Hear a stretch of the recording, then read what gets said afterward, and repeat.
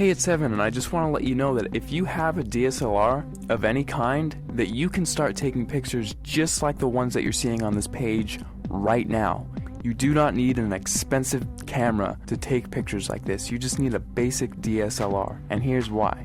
A lot of people think that if they have the best gear that they can make the best photographs. Now that is completely untrue, especially if you don't have the right knowledge and creativity. If you have creativity and ideas, and you know about things like composition and light, you can make way better pictures with your camera than the photographer who doesn't know about those things but has the most expensive $20,000 camera. The camera is not important at all. See, in trick photography and special effects, you want to focus more on the creative and artistic ideas and less about the gear. The gear is just a tool. A good photographer will know how to use the basic fundamental principles of photography to take a good image with any camera. All DSLRs, they all have a manual mode, and that is what I'm going to be showing you how to use in this course to create artistic images. So if you have a DSLR in your house right now, I don't care what it is or what it's called, I'm going to show you how to use it to create really artistic images. These pictures that you're seeing right here, all of these pictures were made with a Nikon D50 camera, which, if you don't know what type of camera that is, it's the first basic entry-level DSLR that Nikon released back in 2005.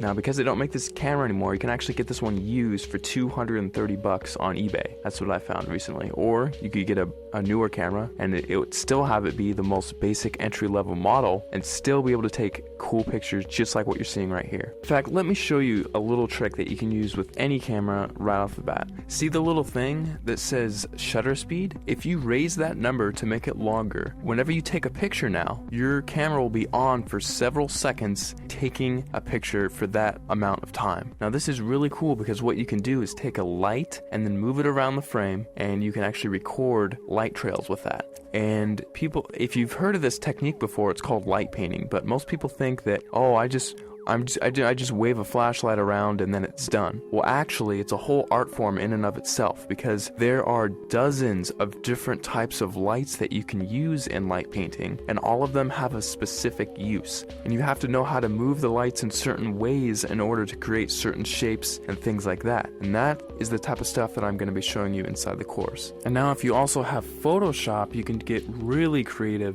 In addition to just using your camera, you can do both. We'll only be using Photoshop for about a third of everything taught inside, so if you don't have Photoshop, don't feel left out. You can still do many tricks inside of the course. For example, in this picture, I love giving this as an example because it gets a lot of people's attention, and it's just funny. In this picture, I had my camera on a tripod, and I was just photographing this room here. And what I did is I went down to my bank and I withdrew about $800, $871 to be exact. And then after that, I went around placing the money in different areas